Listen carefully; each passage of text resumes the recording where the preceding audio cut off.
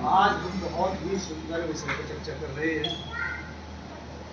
आपका नवनिर्मित संगठन बना है और एक और विशेष बात है कि ऐसी कोई जगह पर नहीं चर्चा कर रहे हैं और एक और भी ज़्यादा पवित्र उद्देश्य जो यहाँ मनाने जा रहे हैं, जैसे विषय सुना है। ये अनेकों विषय पर हम यहाँ बैठे हैं। जो आज मूल विषय संगठन के बारे में मुझे बताया गया है, जैसे अभी एक प्रक्रिया हुई कि जो व्यक्ति ऐसा करते हैं, देखो उनको ऐसा नहीं करना है। संगठन का एक प्रावधान है, इकाई है, जो सभा है, प्रांत है, सभा है, तो जो नियम बनाए गए हैं उन नियमों के अंतर्गत रहना चाहिए। नियमों के अंतर्गत ना रह करके हम संगठन की हानि करते हैं और अपनी भी हानि करते हैं। जो व्यक्ति यदि जो संगठन में नियम बनाए गए हैं यदि उनका विधिवत पालन किया जाए, जैसा भी प्रसंग आ रहा था कि कोई भी नया व्यक्ति आज समाज में आता है तो साइन नहीं कराए जाते हैं, तो यह का मतलब है वहाँ के व्यक्तियों की सोच में कोई दोष है, कोई दोषपूर्ण सोच है जो ऐसा नहीं कराते हैं। जबकि जो भी व्यक्ति नया आ रहा है उससे साइन करने का अधिकार होना चाहिए। और यह है कि उसे सदस्य बनाए। आपका जो चंदा है, यदि वह व्यक्ति आपकी उपस्थिति नहीं देता तो तब आप आपत्ति कर सकते हैं। आपका निर्धारित चंदा नहीं देता तो आप आपत्ति कर सकते हैं, लेकिन आने का आप साइन ना करवाएं तो ये बात नहीं। और यही व्यवस्था नहीं है। जो व्यक्ति ऐसा करते हैं वो केवल आर्य समाज को या वेद को या महर्षि ज्ञान को शब्दों में जानते हैं। वो महर्षि ज्ञान को शब्दों में जानते हैं, यथार्थता में नहीं जानते हैं। इस व्यवस्था से अलग भी एक व्यवस्था है जिसका हमें हिसाब देना पड़ेगा। और इतने दिन बिगाड़े साहब रह सकते हैं। यानी वेद क्या है? अभी आपने की वेद परमात्मा का विश्व का संविधान है। विश्व का संविधान तो है, पर हमारा भी संविधान है। ये नहीं है कि हमारा नहीं है, ये विश्व का संविधान है, विश्व मानेगा, ऐसे हम नहीं मानेंगे। जो वेद की नहीं मानेगा वेदना होगी। यदि वेदना से बचना है तो वेद को मानना पड़ेगा। जब तक आप जीवित हैं वेद उपदेश है, और ज्यादा मरेंगे तत्काल आदेश है। उपदेश जब तक जीवित है, जैसे ही स्थूल शरीर छीना जाएगा तत्काल वो आदेश बन जाएगा। जो जो कुछ भी किया है सबका खाता बनाया जाएगा। ये बात नहीं होगी कि यहाँ तो लेके नहीं जाता और लेके नहीं आता। सब कुछ लेके जाते हैं और सब कुछ लेके आते हैं। बच्चे घर महल गाड़ी बंगला पति पत्नी पुत्र आदि तो नहीं जाते, लेकिन हमारे किए हुए कर्म सब हमारे साथ। हाँ। तो जो ऐसा कुछ सोच रहे हैं वो यथार्थता नहीं समझ रहे हैं। कितने माता पिताओं ने पूर्वजों ने बहुत अच्छी बातें की थी, अपनी प्रॉपर्टी दान दे दी, धर्मार्थ। अच्छा।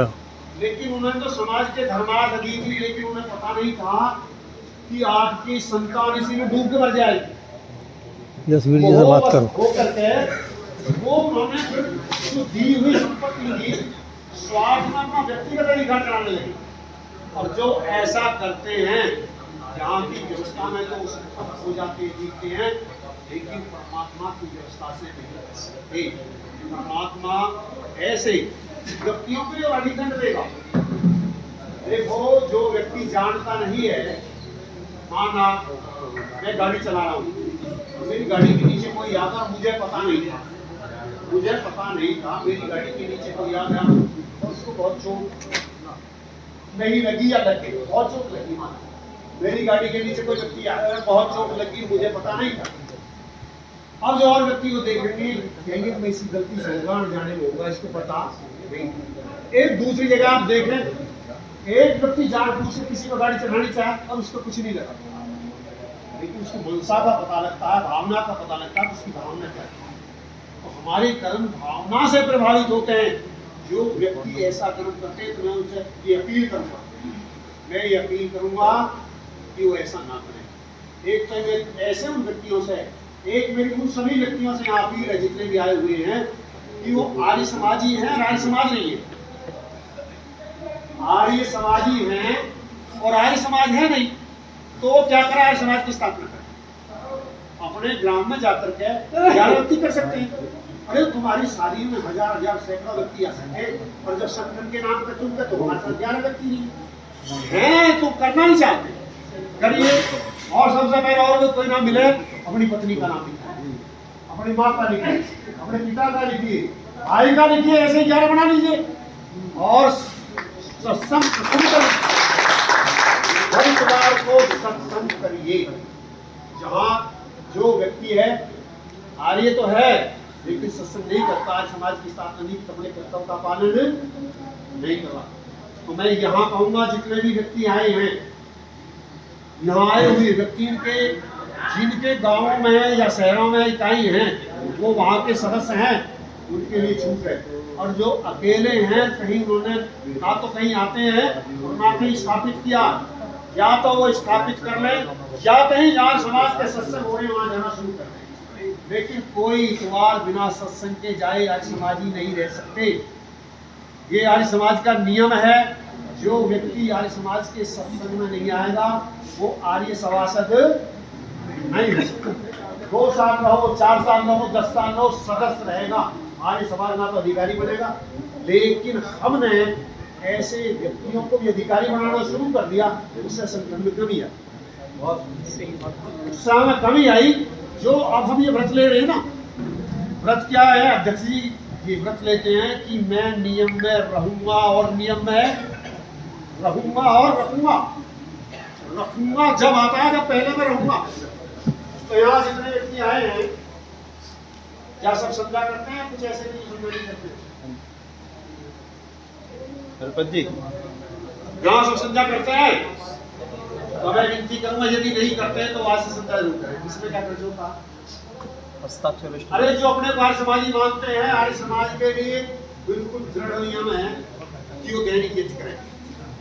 तो तुम्हारा पता क्या लगे, जब तक ये माने दैनिक यज्ञ नहीं करते हो तो तुम अपने कर्तव्य का पालन नहीं करते।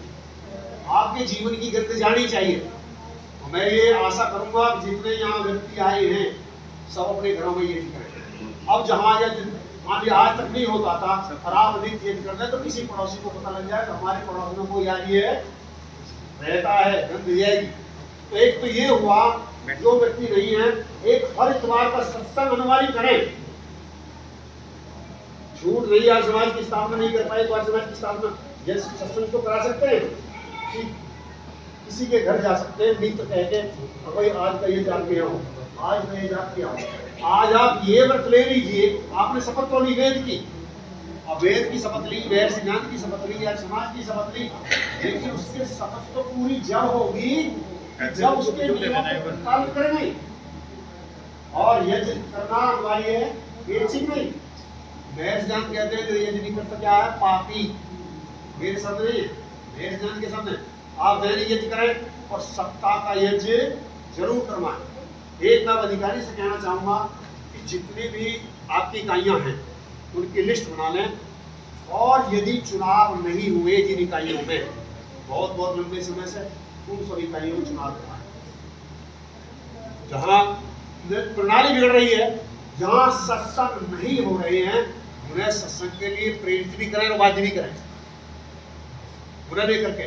और आप हर समाज में जाइए, करिए, और जहां गांवों में नहीं समाज की गणना कर लीजिए हमारे पास में आज समाज कितने हैं, और ये संख्या दोगुनी हो जानी थी। जब अगली बार अधिकारी बने और ये शपथ में तो संख्या 2 गुनी हो जानी चाहिए। और यदि इतने के इतने ही रहे तो इतने तक कम होने का तो मतलब ही नहीं है। यदि हुआ तो हम फिर योग्य नहीं है। तो मैं अब एक और बात कहूँगा, मुझे एक और भी इजाजत दी है संचालक जी ने कि मैं कुछ राजनीतिक सभा के बारे में बात कर रहा हूँ। साथियों, जैसा भी एक कार्यक्रम होने जा रहा है आप कर रहे हैं, आर्य समाज के पास में जितना विशाल संगठन है, जितने विद्वानों की फौज है, जितने कार्यकर्ता हैं और जितने कार्यालय हैं, आज की सत्तासीन पार्टी के पास नहीं है। लेकिन हमारे संगठन की सोच राजनीतिक ना होने की वजह से, राजनीतिक ना होने की वजह से हमने राजनीति से पलायन कर लिया और हम वो नहीं करा पाए जो हम करा सकते थे, जो हम करा सकते थे वो नहीं करा पाए। हमने आंदोलन बहुत चलाए, 7 नवंबर सन 66 आंदोलन भी आपने देखा होगा। यदि वेदों के आधार पर यहाँ व्यवस्था हुई होती तो जो महर्षि ज्ञान ने सपने देखे थे वो साकार हो जाते। और यदि आज भी देखें, आज भी तुम सपने देखने शुरू कर दो, सोच बनानी शुरू कर दो, तो वो सपने साकार हो सकते हैं। और जब तक राजनीतिक सोच आपके अंदर नहीं आए, जब तक राजा वेदों के अनुकूल नहीं बनाओगे, जब तक आपके इस सिद्धांत का पालन नहीं हो सकता। आपके पास में वो सामर्थ्य है कि आप विश्व में राज कर सकते हैं, चक्रवर्ती राजा बन सकते हैं।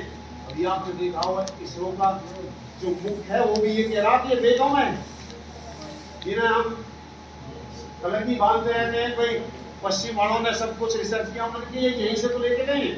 और सत्ता भी है, सत्ता भी है, जो कुछ वेद में है दूसरी जगह नहीं है। उन्होंने अपने अर्थ बदल दिए। मैं आपसे ये कहना चाहूंगा कि अब ये कार्यक्रम कर रहे हैं तो उसका एक उद्देश्य कर रहे हैं, जैसे कि जो भी व्यक्ति आए कि हम क्या चाहते हैं, वेद को राष्ट्रीय विद्या मंडल घोषित की जाए। भैया कार्यक्रम तो कर ही रहे हैं, कार्यक्रम तो कर ही रहे हैं। उस कार्यक्रम का एजेंडा ये बना लीजिए, आप किसी विधायक को बुलाते हैं, किसी मंत्री को बुलाते हैं या किसी भी अधिकारी को बुलाते हैं। यदि आपका एजेंडा ये हो जाता है, जैसे हमने बनाया विश्व का संविधान क्या है, वेद। अरे तो ये मांग कर लीजिए सरकार से, राष्ट्र की जो पुस्तक है विद्या पुस्तक वेद को घोषित कर दीजिए, उसमें कोई दिक्कत नहीं है। तो सेवा महर्षि ज्ञान का जन्मदिन यदि वाकई में मनाना चाहती है तो ये मनाए, और ये जब ही मानेंगे, इसमें तो किसी आपत्ति नहीं है। हम जब ही मानेंगे जब इसमें ये घोषणा हो जाएगी। तो हम चाहते हैं कि आप इस विषय को हाईलाइट करके जितने भी अधिकारी हैं, या मुख्यमंत्री के लिए लेटर लिखें या प्रधानमंत्री के लिए लेटर लिखें, जब आप ये विषय दे देंगे तो आपके वक्ताओं का वक्तव्य बदल जाएगा, आपके आने वालों का वक्तव्य बदल जाएगा, और इस देश की दिशा भी बदल जाएगी। ऐसा मैं चाहूंगा आप ऐसी सोच करके जिसको हमारे उद्देश्य की तरफ जाते हो।